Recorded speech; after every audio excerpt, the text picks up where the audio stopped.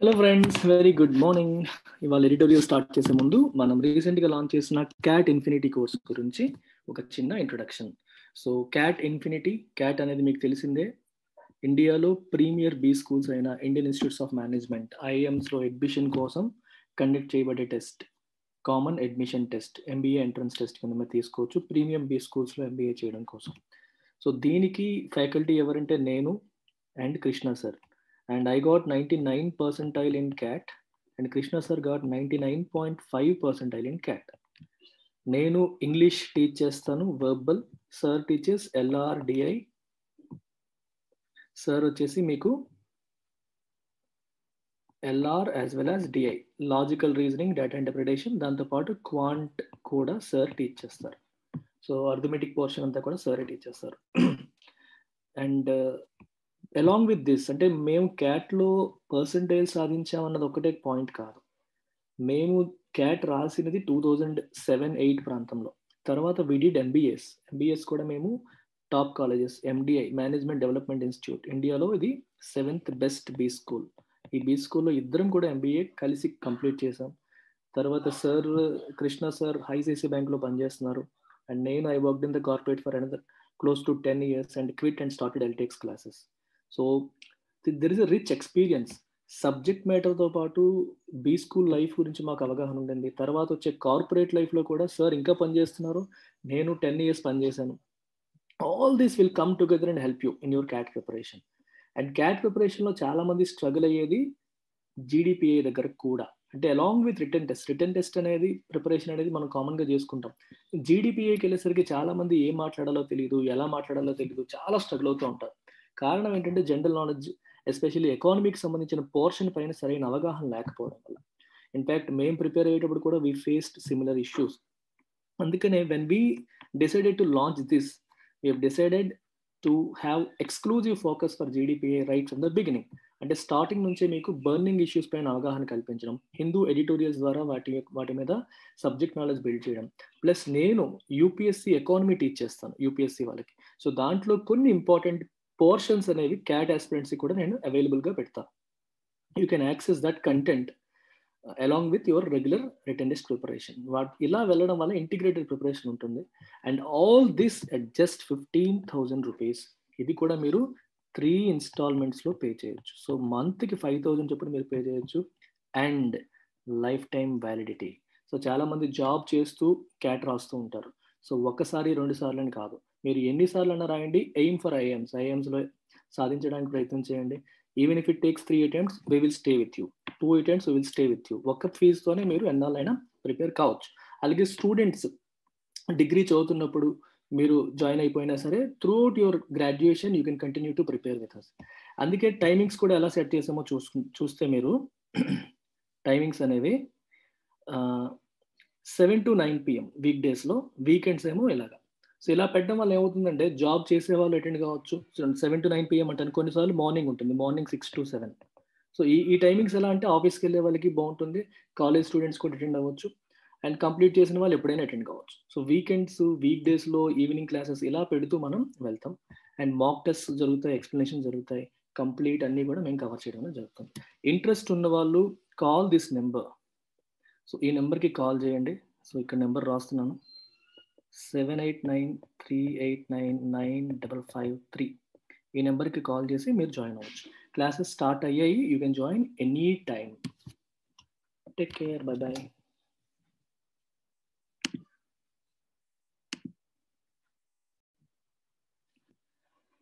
Good morning guys. Before beginning today's editorial, please make note of this phone number. ఇన్స్టిట్యూట్లో మీరు ఏ కోర్స్లో join అవ్వాలనుకున్నా ఈ నెంబర్కి కాల్ చేసి వివరాలు కనుక్కొని మీరు జాయిన్ కావచ్చు. UPSC, SSC, bank, group 1, group 2, every competitive exam, CAT, every competitive exam, ఏ కాంపిటేటివ్ ఎగ్జామ్ ప్రిపేర్ అవుతున్నా సరే మీరు ఈ నెంబర్కి కాల్ చేసి మన ఇన్స్టిట్యూట్లో ఉన్న వివరాలు, కోర్స్ డీటెయిల్స్ కనుక్కొని మీరు జాయిన్ కావచ్చు. ప్రతి కోర్స్కి కూడా మీరు ఇన్స్టాల్మెంట్లో పే చేసే అవకాశం ఉంటుంది. ఫీజులన్నీ కూడా అందరికీ అందుబాటులో ఉంటాయి. Every course comes with lifetime validity. యూపీఎస్సీకి, గ్రూప్ 1కి, గ్రూప్ 2కి, క్యాట్కి అన్నింటికి కూడా న్యూ బ్యాచెస్ స్టార్ట్ అవుతున్నాయి April 1st నుంచి. ప్రతి కోర్స్కి April 1st నుంచి ఫ్రెష్ బ్యాచెస్ స్టార్ట్ అవుతున్నాయి. ఇయర్కి మనకు ఒక బ్యాచ్ ఉంటుంది, April 1st నుంచి స్టార్ట్ అయ్యే బ్యాచ్ మాత్రమే. సో ఇంట్రెస్ట్ ఉన్న వాళ్ళు హ్యాపీగా జాయిన్ కావచ్చు. సో టైటిల్ చూడండి ఇవాళది, అండ్ అలార్మింగ్ డిక్టేట్. డిక్టేట్ అంటే అన్ అఫీషియల్ ఆర్డర్, అంటే గవర్నమెంట్ ఇష్యూ చేసిన ఒక ఆర్డర్ వితౌట్ పాపులర్ కన్సెంట్, అంటే ప్రజల యొక్క అనుమతి లేకుండా, ప్రజల యొక్క ఇష్టాలతో సంబంధం లేకుండా జారీ చేసిన ఆర్డర్ని డిక్టేట్ అని చెప్పి అంటాం. రైట్. ఒక రకంగా డిక్టేట్ చేసేలాగా, మీ ఇష్టంతో పని లేకుండా మేము చెప్పింది చెయ్యాలనే సెన్స్లో వస్తుంది. డిక్టేట్ ఆ సెన్స్లో పెట్టుకుని మీకు గుర్తుండడం ఈజీగా ఉంటుంది. అది దాని మీనింగ్. అలార్మింగ్ అంటే అర్థం ఏంటి? అలార్మ్ ఏం చేస్తుంది? మిమ్మల్ని నిద్రలోంచి లేపుతుంది. ఎందుకు మనం నిద్రలోంచి లేస్తాం? తెల్లారిపోయింది, ఇంకా ముద్దు నిద్రతో ఉంటావా, లెగు అని చెప్పేదే కదా అలారం. అలాగే డేంజరస్ సిచ్యువేషన్ ఉంది, మీరు రిలాక్స్ అవ్వకండి, something bad is going to happen, relax అవ్వకండి, ఒక ఆందోళన చెందే పరిస్థితులు జరుగుతున్నాయి, రిలాక్స్ అవ్వకండి అని చెప్పేదాన్ని అలార్మింగ్ సిచ్యువేషన్ అంటాం. A situation or an event or an order, if it is called alarming, that means it wakes you up from slumber. మిమ్మల్ని నిద్రలోంచి లేపుతుందని అర్థం. నిద్రలోంచి లేపడం అంటే రిలాక్స్ అవ్వద్దు, something dangerous is going to happen, something bad is going to happen, ఏదో ఒక ఆందోళన కలిగించే విషయం జరగబోతోంది అని చెప్పేదే అలార్మింగ్. సింపుల్గా చెప్పాలంటే డిస్టర్బింగ్, వరీయింగ్. ఒక వరీయింగ్ ఆర్డర్, ఒక డిస్టర్బింగ్ ఆర్డర్ అని అర్థం. అలా మీరు సింపుల్గా తీసుకోవచ్చు. Haryana's new 75% jobs for locals law is a harbinger of doom. Doom అంటే అర్థం ఏంటి? ఒక ఎక్స్ట్రీమ్లీ ఒక బ్యాడ్ సిచ్యువేషన్ మనం డూమ్ అనొచ్చు.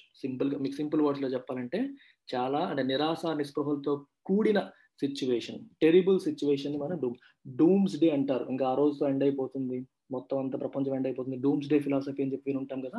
ఇట్స్ ఎ నెగిటివ్ వర్డ్, ఒక టెరిబుల్ సిచ్యువేషన్. హార్బింజర్ అంటే అర్థం ఏంటి? బీ ఎ సైన్ ఆఫ్, అంటే ఒక సూచిస్తోంది, అంటే రాబోతున్న టెరిబుల్ సిచ్యువేషన్కి ఇది ఒక సూచన అనే రకంగా అర్థం చేసుకోవచ్చు. ఇఫ్ సంథింగ్ ఈజ్ ఎ హార్బింజర్ని ఇంగ్లీష్లో ఏమంటారంటే forerunner or a sign or indication, an indication of things to come. రాబోతున్న వాటికి ఒక సూచన లాంటిది. రాబోతుంది ఏంటి? డూమ్, టెరిబుల్ సిచ్యువేషన్ చూడబోతున్నాము, దానికి ఇది సూచన. ఏది? 75% జాబ్స్ ఫర్ లోకల్స్, 75% జాబ్స్ అన్ని లోకల్స్కే అని తీసుకొచ్చారు ఒక చట్టం.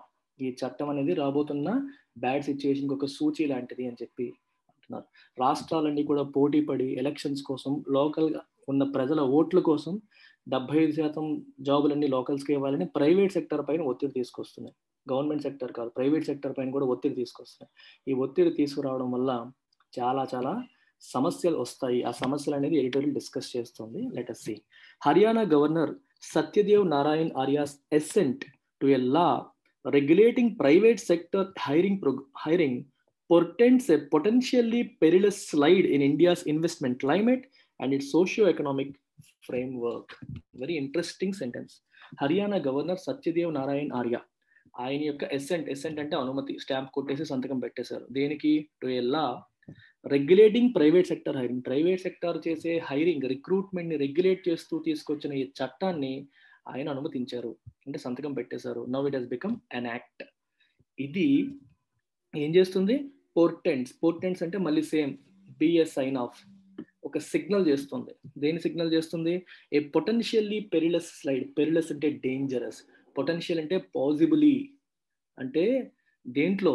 స్లైడ్ అంటే తగ్గిపోవడం, జారిపోవడం. దేంట్లో? ఇన్ ఇండియాస్ ఇన్వెస్ట్మెంట్ క్లైమేట్ అంటే పెట్టుబడి వాతావరణం, అంటే పెట్టుబడి పెట్టే పరిస్థితులు అంత అనుకూలంగా ఉండవు. ఇప్పుడు నేను ఒక ప్రైవేట్ సెక్టర్కి చెందిన వ్యక్తిని అనుకోండి, నేను ఒక పెద్ద ఇండస్ట్రీ పెట్టాలని అనుకుంటున్నాను. ఎక్కడ? హర్యానాలో ఇండస్ట్రీ పెడదామని అనుకుంటున్నాను. సరే, పెడతాను.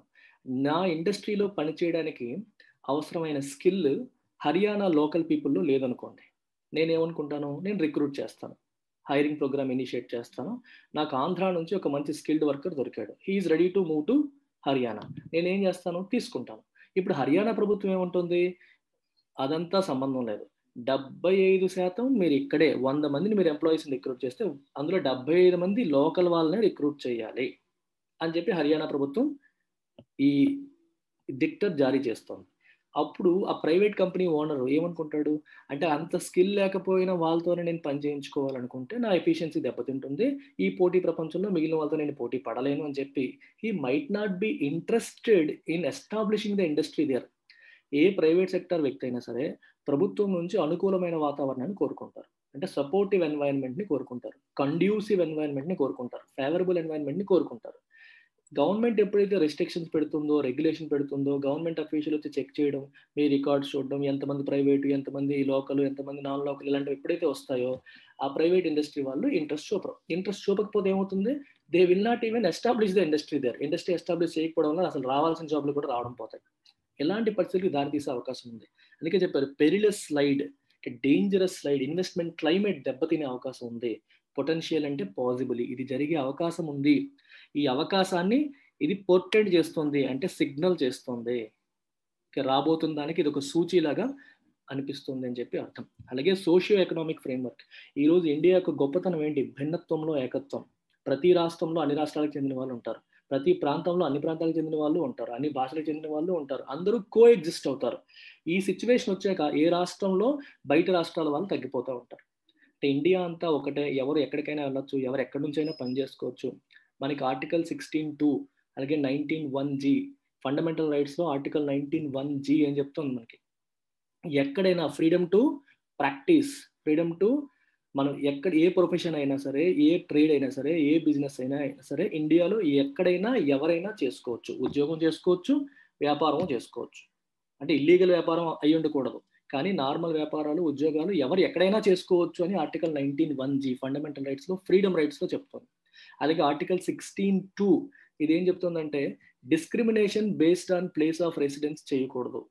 ప్లేస్ ఆఫ్ రెసిడెన్స్ బట్టి కానీ, రీజియన్ బట్టి కానీ, రేస్ బట్టి కానీ, కాస్ట్ బట్టి కానీ డిస్క్రిమినేషన్ చేయకూడదు అని చెప్పి ఆర్టికల్ 16(2) చెప్తుంది. ఈ రెండు ఆర్టికల్స్ని ఇది కొంచెం ఎగ్నెస్ట్గా వెళ్తూ ఈ చట్టం అనేది తీసుకొచ్చారు. సో ఇది డెఫినెట్గా దీనిపైన కేసు అయితే వేస్తారు. The Haryana state employment of local candidates act of 2020, ఈ చట్టం పేరు the Haryana state employment of local candidates act of 2020 seeks to ensure that 75% of all jobs with gross monthly salaries of up to 50,000 are provided to the state's own residents. మొత్తం అన్ని jobs కాదు, 50,000 మరియు దాని లోపు salary ఉన్న జాబ్స్లో 75% jobs Haryana local రెసిడెంట్స్కే ఇవ్వాలి అనేది ఈ చట్టం కోరుకుంటుంది. ఇట్ ట్రైస్ టు ఎన్షూర్, అది దానికోసం ఈ చట్టం ప్రయత్నం చేస్తుంది. The క్లామర్ for preserving economic activity for sons of the soil is a recurrent theme now. Andhra Pradesh had passed a similar law in 2019 and the Madhya Pradesh CM has promised one to reserve 70% private sector jobs. Clamor ante loud voice. Loud voice అంటే ఇక్కడ అర్థం ఏంటి, మనకు పలానా కావాలి అని ప్రజలందరూ గొంతెత్తి నినదించారు అనుకోండి, దట్ ఈస్ క్లామర్.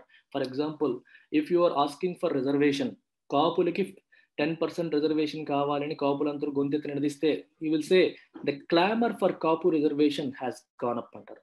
అంటే నినదించడం, ఆ గొంతెత్తి అడగడం, దాన్ని క్లామర్ అంటాం. లౌడ్ వాయిస్ అనమాట. సింపుల్గా మీరు తీసుకుంటే నాయిజీ లౌడ్ వాయిస్ అని అర్థం. దేనికోసం ఈ clamour? For preserving economic activity for sons of the soil, అంటే ఆ ప్రాంతంలో పుట్టిన వాళ్ళు, హర్యానా నేలపైన పుట్టిన వాళ్ళ కోసమే ఎకనామిక్ యాక్టివిటీ ప్రిజర్వ్ చేయాలి. ప్రిజర్వ్ చేయడం అంటే వాళ్ళ కోసమే ఉంచాలి అనే వాదన కొత్తది కాదు. It is a recurrent theme. Already వేరే చోట స్టార్ట్ అయింది, ఇప్పుడు రికర్ అవుతుంది. ఆంధ్రప్రదేశ్లో మన జగన్మోహన్ రెడ్డి గారు 2019లో ఇటువంటి చట్టాన్ని తీసుకొచ్చారు. తర్వాత మధ్యప్రదేశ్ సీఎం కూడా ఇలాంటిదే ప్రామిస్ చేశారు. 70% ప్రైవేట్ సెక్టర్ జాబ్స్ మధ్యప్రదేశ్ వాళ్ళకి ఇవ్వాలని చెప్పి ప్రామిస్ చేయడం అనేది జరిగింది. ఆ థీమ్ ఇప్పుడు రికవర్ అవుతుంది. హర్యానాలో కూడా మొదలు పెట్టారు, చట్టం వచ్చింది. ఇప్పుడు వేరే స్టేట్స్ కూడా ఎలక్షన్స్ వచ్చే ప్రతిసారి కూడా ప్రతి స్టేట్ కూడా ఇది ఫాలో అయ్యే అవకాశం ఉంది. హర్యానాస్ లా could face legal challenges like AP's did. ఏపీలో చట్టం ఏ రకంగా అయితే లీగల్ ఛాలెంజెస్ ఫేస్ చేసిందో, హర్యానా వాళ్ళు తీసుకొచ్చిన చట్టం కూడా లీగల్ ఛాలెంజెస్ ఫేస్ చేసే అవకాశం ఉంది. ఎందుకట? యాజ్ అంటే because it ostensibly flies in the face of the constitution. చాలా ఇంపార్టెంట్ అది. ఆస్టెన్సిబుల్ అంటే అపరెంట్లీ, అంటే on the face of it, అంటే మనకి కనిపిస్తున్న దాని ప్రకారం. ఆస్టెన్సిబుల్ అంటే apparently, as it is seen కనిపిస్తున్న దాని ప్రకారం, flies in the face of the constitution. Flies in the face of it is an idiom. దీని మీనింగ్ ఏంటంటే రన్స్ కౌంటర్ టు, అంటే దానికి వ్యతిరేకంగా వెళ్తుంది. దేనికి? To the constitution. రాజ్యాంగానికి ఇది వ్యతిరేకంగా వెళ్తుంది కాబట్టి లీగల్ ఛాలెంజ్ ఫేస్ చేసే అవకాశం ఉంది. ఎందుకు? Especially article 19(1)G and article 16(2). Article 16(2) ఏం చెప్తుంది? రీజియన్ బేస్ చేసుకుని, రేస్ బేస్ చేసుకుని, రిలీజియన్ బేస్ చేసుకుని, కాస్ట్ బేస్ చేసుకుని డిస్క్రిమినేట్ చేయకూడదు ఇన్ టర్మ్స్ ఆఫ్ ఎంప్లాయ్మెంట్ అని చెప్పి ఆర్టికల్ 16(2) చెప్తే, ఆర్టికల్ 19(1)G ఏం చెప్తుందంటే it gives you freedom to practice business కానీ ప్రొఫెషన్ కానీ దేశంలో ఎక్కడైనా చేసుకునే అవకాశం ఆర్టికల్ 19(1)G కల్పిస్తుంది. ఈ రెండింటికి ఎగ్నెస్ట్ గా ఈ చట్టం ఉంది కాబట్టి లీగల్ స్క్రూటినీ ఉండొచ్చు, సుప్రీంకోర్టులో కేసులు వేసే అవకాశం ఉంటుంది అని అర్థం. Operationally the law imposes onerous and contentious responsibilities on key personnel of firms in the state, including those with as few as 10 employees. Okay, if you get into the operational aspects, ఈ చట్టం అనేది ఏం చేస్తుంది? It imposes అంటే విధిస్తుంది. దేన్ని? ఆనరస్. Onerous అంటే బాగా difficult, something that is very difficult is called onerous. Things which are not easy to do, complex, difficult and contentious అంటే వివాదాస్పదమైనవి. వివాదాస్పదమైనవి మరియు డిఫికల్ట్ రెస్పాన్సిబిలిటీస్ ఈ కంపెనీస్లో పనిచేసే ఇంపార్టెంట్ వ్యక్తుల పైన ఇది పడేస్తుంది. ఏంటి రెస్పాన్సిబిలిటీస్? అందులో కొన్ని ఏంటి ఆ రెస్పాన్సిబిలిటీస్ ఇంకా చెప్పలేదు, నెక్స్ట్ చెప్తారు. Including those with as few as 10 employees. 10 మంది ఎంప్లాయీస్ ఉండే ఆర్గనైజేషన్కి కూడా ఈ రెస్పాన్సిబిలిటీస్ ఉంటాయి. ప్రతి చిన్న ఆర్గనైజేషన్ కూడా ఈ చట్టాలని ఫాలో అవ్వాలి, తప్పదు. There are 3 critical action points for businesses. బిజినెసెస్కి 3 critical action points ఇచ్చారు. Attached to severe monetary penalties for perceived non compliance. ఆ యాక్షన్ పాయింట్స్ మీరు ఫుల్ఫిల్ చేయకపోతే అంటే non compliance, if you do not follow them.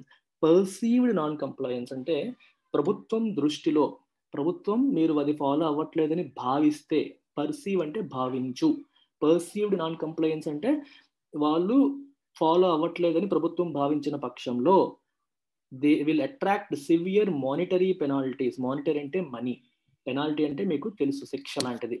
Money, severe అంటే బాగా strict అని. So strict penalties పడతాయి, అంటే ఇంత డబ్బులు కట్టండి అంత డబ్బులు కట్టండి అని చెప్పి గవర్నమెంట్ ఆ కంప్లైన్స్ ఫాలో అవ్వకపోతే, ఆ రూల్స్ ఫాలో అవ్వకపోతే పెనాల్టీస్ వేస్తుంది. They need to register every employee earning 50,000 on an official portal and employing 75% of locals in such jobs. Okay, and employing, they need to register every employee earning 50,000. 50,000 earn చేస్తున్న ప్రతి employee details కూడా అందులో official పోర్టల్లో register చేయాలి. And employing 75% of locals in such jobs, presumably by removing existing non-Haryani employees beyond 25% limit. హర్యానాకి చెందిన వాళ్ళు 25%కి మించి ఉండకూడదు. ఒకవేళ ఉంటే వాళ్ళు రిమూవ్ చేసేయాలి. వాళ్ళు రిమూవ్ చేసేసి 75% లోకల్స్నే అందులో మెయింటైన్ చేయాలి అనేది దీని యొక్క ఉద్దేశం. ఇక్కడ గ్రామర్ తప్పు కనిపిస్తుంది. They need to register every employee earning 50,000 అన్న అఫీషియల్ పోర్టల్, బాగానే ఉంది. Okay, earning 75, okay, got it. Every employee earning 50,000 on an official portal and employing 75% of locals in such jobs. ఇక్కడ గ్రామర్ తప్పు ఉంది. Anyway, leave it, forget. So non Haryana employees 25%కి మించి ఉండకూడదు, 75% లోకలే ఉండాలి.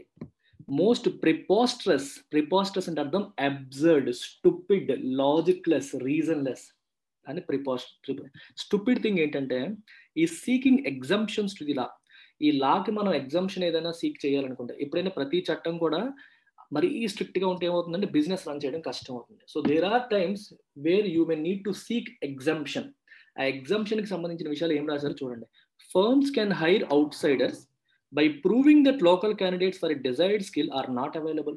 మీరు అవుట్ సైడర్స్ ని హైర్ చేయకూడదంటే చేయొచ్చు. ఎప్పుడు ఆ స్కిల్స్ కి, ఏ స్కిల్ కోసం అయితే మీరు అవుట్ సైడ్ హైర్ చేస్తున్నారో ఆ స్కిల్ కి సంబంధించి లోకల్ గా ఎవరు అందుబాటులో లేరు అని తెలిస్తే అప్పుడు అది ప్రూవ్ చేసి మీరు బయట వాళ్ళని హైర్ చేయొచ్చు. అర్థమవుతుందా? ఇప్పుడు ఫర్ ఎగ్జాంపుల్ జావాకి నాకు ఒక 10 మంది ప్రొఫెషనల్స్ కావాలి. జావా స్కిల్ ఉన్న వాళ్ళు హర్యానాలో లేరు అని ప్రూవ్ చేసి అప్పుడు మీరు వేరే వాళ్ళని హైర్ చేయొచ్చు, లేకపోతే హైర్ చేయడానికి లేదు. అది స్టూపిడ్ థింగ్ అని చెప్పి ఈ ఎడిటోరియల్ చెప్తాం. Apart from the power to enter firms premises for inspections, officials will decide if a firm can hire an outsider or should train local candidates instead till they become proficient enough. దీని అర్థం ఏంటి చెప్పండి? Apart from the power to enter firms premises, ఇక్కడ ఇది చూసారా, firms అని చెప్పి ఇక్కడ ఎస్ పెట్టి చివర్లో అపాస్ట్రఫీ పెట్టారు. దీని అర్థం ఏంటి?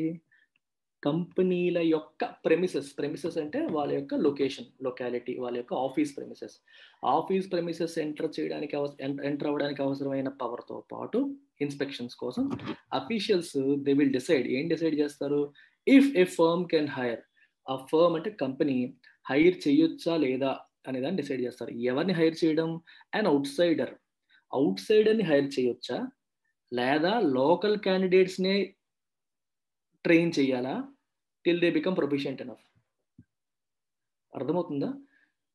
అవుట్ సైడ్ హైర్ చేయొచ్చా చేయకూడదు అనేది కూడా అఫీషియల్సే డిసైడ్ చేస్తారంట. వాళ్ళ ప్రెమిసెస్ ఎంటర్ అయ్యి ఇన్స్పెక్షన్స్ చేసి, ఓకే లోకల్ క్యాండిడేట్స్ రెడీగా ఉన్నారా లేదా, ఒకవేళ లేరు, ఒకవేళ లోకల్ క్యాండిడేట్స్ హైర్ చేసి వాళ్ళకి ట్రైనింగ్ ఇచ్చి వాళ్ళు ప్రొఫిషియంట్ అయ్యేంత వరకు అవుట్ సైడర్స్ హైర్ చేయొచ్చా లేదా, ఇవన్నీ కూడా ఎవరు డిసైడ్ చేస్తారు? అఫీషియల్సే డిసైడ్ చేస్తారు. Even if this harks back to an inspector raj system, the process would dissuade employers from operating in the state, thus defeating the idea of boosting local jobs when unemployment is running high.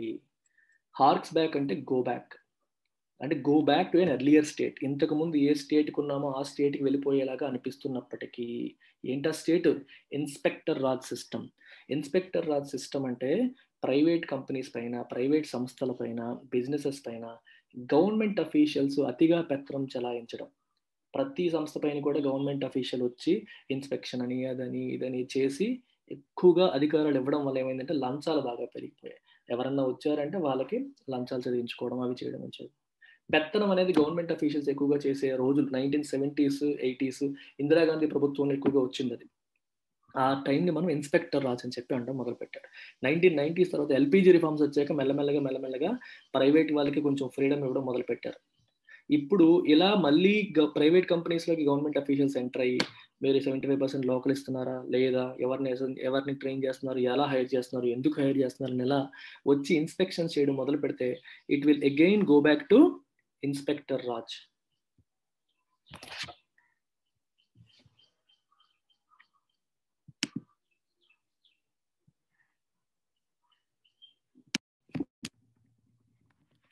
Even if this harks back అంటే going back అంటే inspector Raj సిస్టమ్కి మళ్ళీ వెళ్ళినప్పటికీ the process would dissuade. What is the meaning of dissuade? Very important. ఈ పదం మీకు తెలిసి ఉంటుంది, పర్సువేడ్ అంటే అర్థం ఏంటి? కన్విన్స్ చేయడం. అంటే ఒక వ్యక్తిని ఒక పలానా వ్యూ పాయింట్కి అగ్రి అయ్యేలా చేయడానికి పర్సువేషన్ అంటాం. ఫర్ ఎగ్జాంపుల్, ఒక అమ్మాయి ఇంజనీరింగ్ తర్వాత ఎంబీఏ చేయను యూపీఎస్సీకి వెళ్తాను అంటుంది.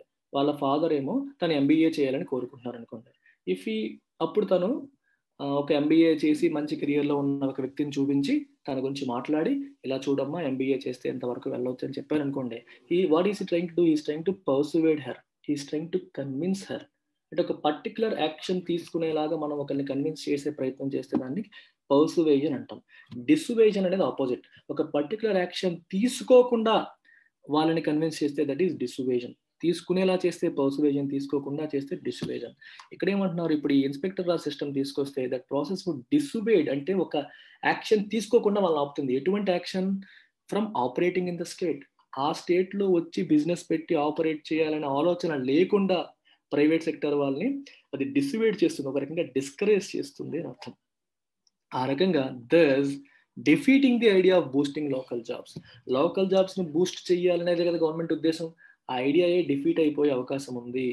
When unemployment is running high, unemployment already చాలా ఎక్కువగా ఉన్న ఈ టైంలో ప్రభుత్వం ఇటువంటి నిర్ణయాలు తీసుకోవడం వల్ల ప్రైవేట్ కంపెనీస్ ఆ రాష్ట్రానికి వచ్చే అవకాశాలు తగ్గిపోవచ్చు.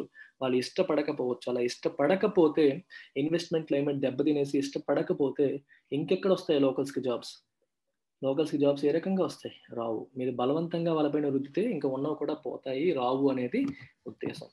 But this is not just about happening Haryana becoming a difficult place to do business. Happening Haryana అనేది ఒక ఇన్వెస్ట్మెంట్ సమిట్. మీరు ప్రతి రాష్ట్రం కూడా ఇన్వెస్ట్మెంట్ని పెట్టుబడులు ఆకర్షించడం కోసం చేస్తూ ఉంటారు. ప్రతి సంవత్సరం కూడా ఒక గ్లోబల్ సమిట్ చేసి డిఫరెంట్ కంపెనీస్ని ఇన్వైట్ చేసి ప్రోగ్రామ్ రన్ చేస్తాయి గవర్నమెంట్స్. మా రాష్ట్రంలో పెట్టుబడులు పెట్టండి, మా రాష్ట్రంలో పెట్టుబడులకి ఇన్ని అవకాశాలు ఉన్నాయి, మీరు రండి అని చెప్పి చేస్తూ ఉంటారు. అలా హర్యానా వాళ్ళు చేసిన ప్రోగ్రామ్ పేరే happening Haryana.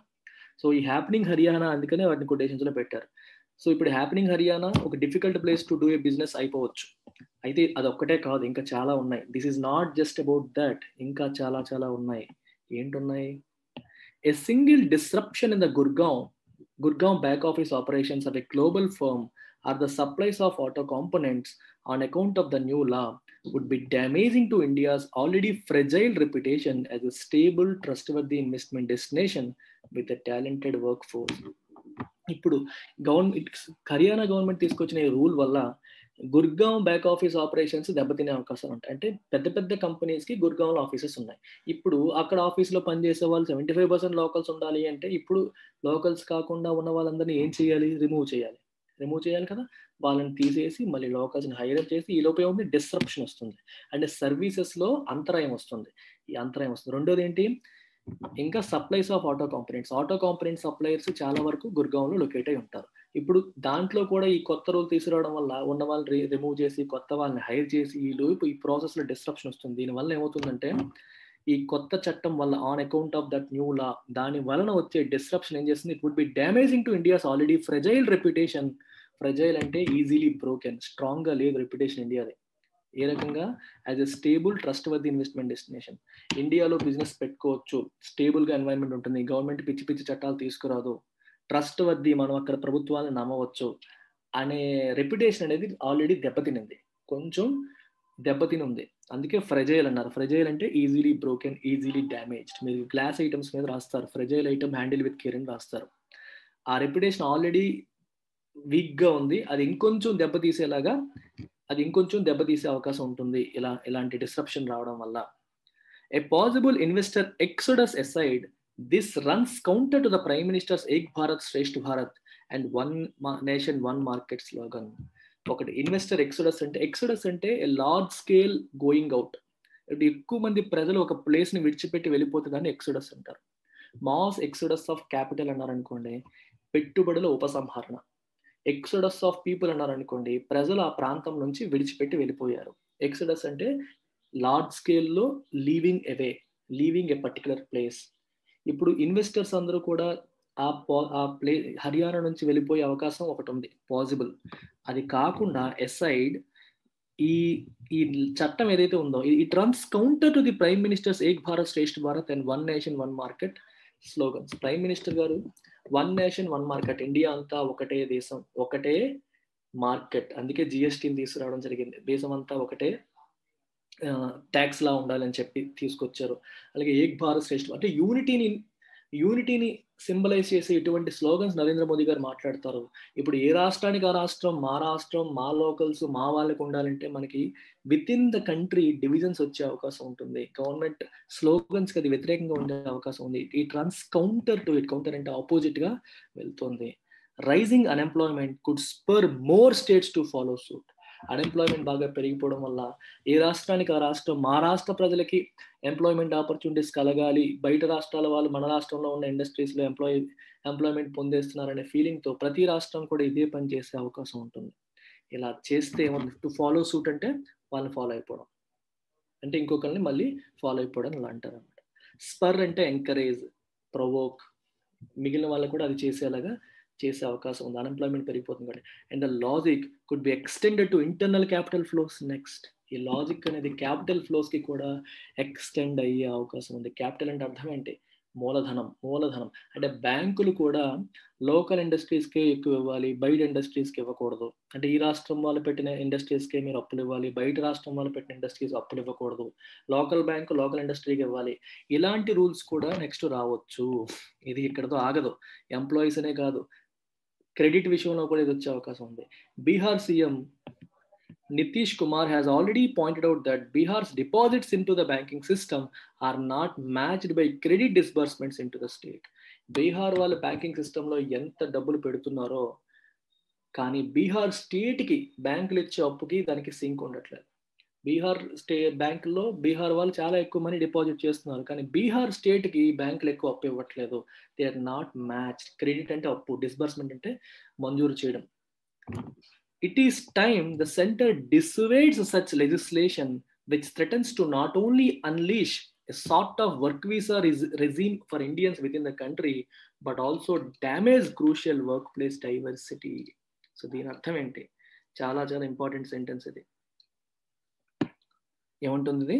It is time centre dissuades, ఇందాకే చెప్పాను. డిసువేట్ అంటే అర్థం ఏంటి? To make someone not to do something. Persuade అంటే to make someone, to convince someone to do something is persuade. To convince someone not to do something is dissuade. అంటే ఒక పని చేయకుండా వాళ్ళని కన్విన్స్ చేయడం. ఏం చేయాలంట? అలాంటి లెజిస్లేషన్ ఉండకూడదు అన్నట్టుగా కన్విన్స్ చేయాలి స్టేట్ని. అండ్ ఎటువంటి లెజిస్లేషన్ ఇది? Something that threatens to not only unleash a sort of work visa regime for Indians within the country. Leash అంటే ఒక కుక్కని మనం చైన్తో కడతాం చూడండి, ఆ చైన్ లీష్ అంటారు. అన్లీష్ అంటే చైన్ తీసేయడం. చైన్ తీస్తే కుక్క ఏమవుతుంది? ఫ్రీడమ్ వస్తుంది, ఒక్కసారిగా ఫ్రీ అవుతుంది, తన లోపల ఎనర్జీ అంతా బయటకు వస్తుంది. కట్టి ఉన్న చైన్ తీసేస్తే ఇట్ బికమ్స్ ఫ్రీ, లోపల ఎనర్జీ అనేది బయటకు వస్తుంది. రైట్? చాలా మంది అంటారు unleash the tiger in you అంటారు. ప్రతి మనిషిలో ఒక పుల్ ఉంటుంది, అంటే ఒక ఎనర్జెటిక్ వైల్డ్ యానిమల్ ఉంటాం. మనందరిలో కూడా ఆ శక్తివంతమైన వ్యక్తి ఉంటాడు, లోపల దాగి ఉంటాడు. Unleash it, bring it out. ఎందుకు దాన్ని బంధిస్తున్నావు? బ్రింగ్ ఇట్ అవుట్ అంటాం. ఆ సిచ్యువేషన్, అలాంటి సిచ్యువేషన్ అన్లీష్ అనే పదం వాడతారు. ఈ చట్టం ఎలాంటిదంటే it not only unleashes a sort of work visa regime for Indians. ఇండియన్స్కి ఇండియాలోనే వర్క్ వీసా రెజ్యూమ్, అంటే వర్క్ చేయడానికి వీసా ఉండాలి అన్నట్టుగా అటువంటి సిస్టమ్ తీసుకొచ్చేలాగా కనిపిస్తుంది. అలాంటి సిస్టమ్ని అన్లీష్ చేసేలాగా ఈ చట్టం అనేది ఉంది. ఇలాంటి చట్టాన్ని ఆపాలి. ఇంకా ఏమంటారు?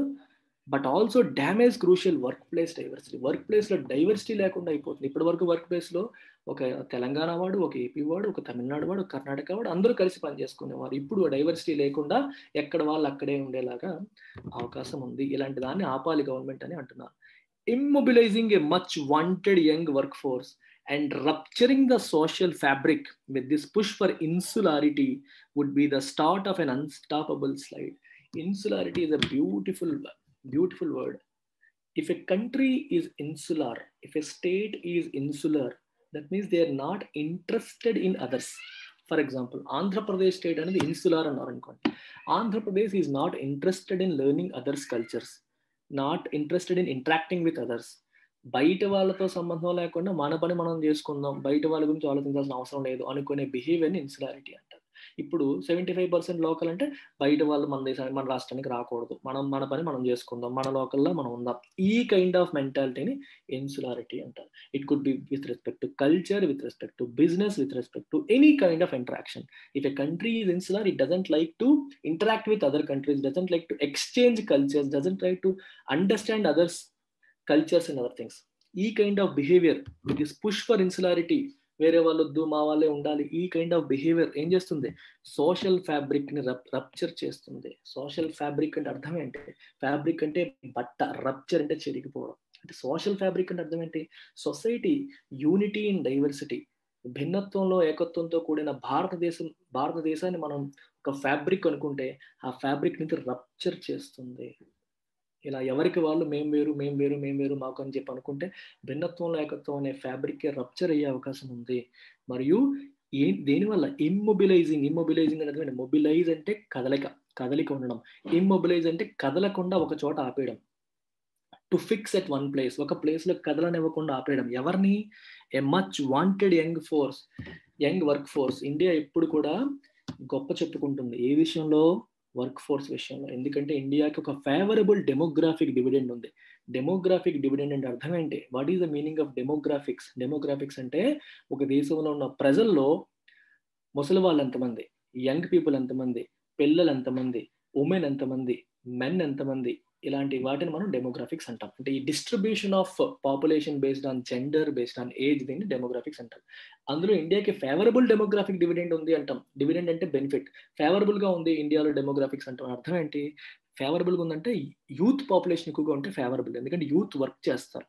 వర్క్ చేసినప్పుడు దేశ అభ్యున్నతికి, దేశ అభివృద్ధికి, జీడిపి వృద్ధికి వాళ్ళు కారణమవుతారు. సో ఇండియాలో యూత్ ఎక్కువగా ఉన్నారు కాబట్టి ఒక ఫేవరబుల్ డెమోగ్రాఫిక్ డివిడెండ్ ఇండియాలో ఉంది అని చెప్పి భావన. ఆ విషయాన్ని ఇండియా ఇప్పుడు గొప్ప చెప్పుకుంటుంది.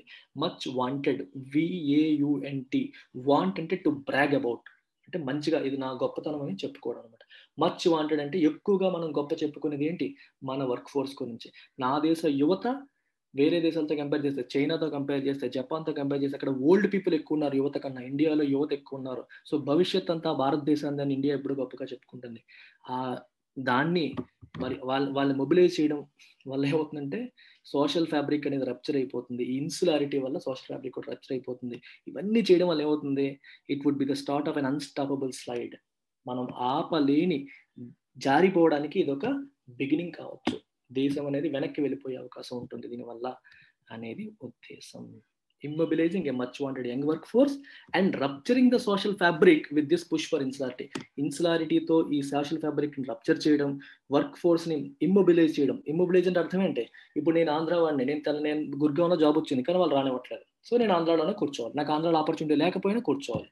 లేదా నువ్వు తెలంగాణ వాడివి, నీకు ఆంధ్రాలో జాబ్ వచ్చింది కానీ ఇక్కడ లోకల్ ప్రభుత్వానికి రానివ్వట్లా, నేను ఇమ్మొబిలైజ్ చేస్తాను, నువ్వు తెలంగాణలోనే ఉండాలి, తెలంగాణ జాబ్ ఆపర్చునిటీ లేకపోయినా అక్కడే ఉండాలి. ఇమ్మొబిలైజ్ చేయడం, కదలనివ్వకుండా ఆపేయడం.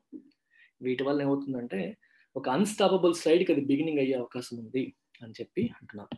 సో సమ్మరైజ్ చేయాలంటే హర్యానా ప్రభుత్వం 75% జాబ్స్ లోకల్ వాళ్ళకి ఇవ్వాలి, 50,000 అండ్ లెస్ శాలరీ ఉన్న జాబ్స్ అన్ని కూడా లోకల్ వాళ్ళకి ఇవ్వాలని కొత్త చట్టాన్ని తీసుకొచ్చింది.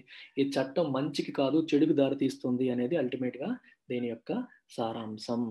ఇన్వెస్ట్మెంట్ క్లైమేట్ దెబ్బతింటుంది, ఒక ప్రైవేట్ వాళ్ళు దాన్ని స్వాగతించరు. సో ఆ రాష్ట్రంలో పెట్టుబడులు పెట్టడానికి ఇష్టపడకపోవచ్చు. అలా ఇష్టపడకపోతే ఇంకా లోకల్ జాబ్స్ ఇంకా తగ్గిపోతాయి, అన్ఎంప్లాయ్మెంట్ ఇంకా పెరిగే అవకాశం ఉంటుంది. దేశంలో ఈ యూనిటీ అండ్ డైవర్సిటీ కాన్సెప్ట్ కూడా అది దెబ్బతీసే అవకాశాలు ఉన్నాయి అనేది summary. Thank you very much. Take care.